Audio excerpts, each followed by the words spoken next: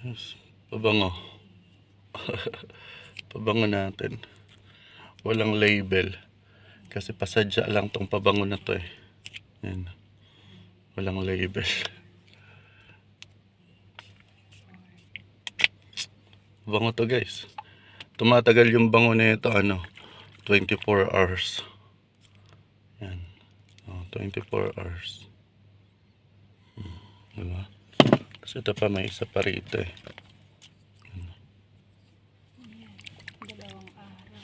Yan. Pansinin nyo guys yung pabango diba, pag sinishake nyo, yan, halimbawa, ito shake, walang bubbles. Yan, kasi pure oil base yan. Ayan, natagal yan kahit labahin, hindi nawawala yung amoy eh. Ito kasi may konting alcohol. Yan, kaya may bubbles siya.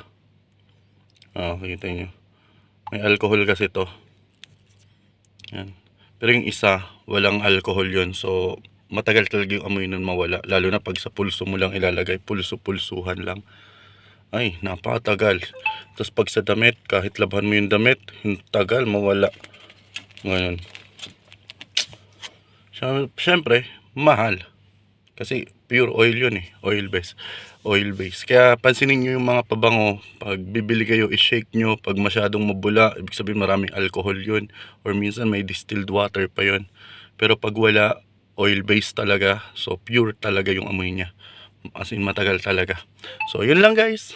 Ayun lang yung tip ko sa pagbili ng pabango.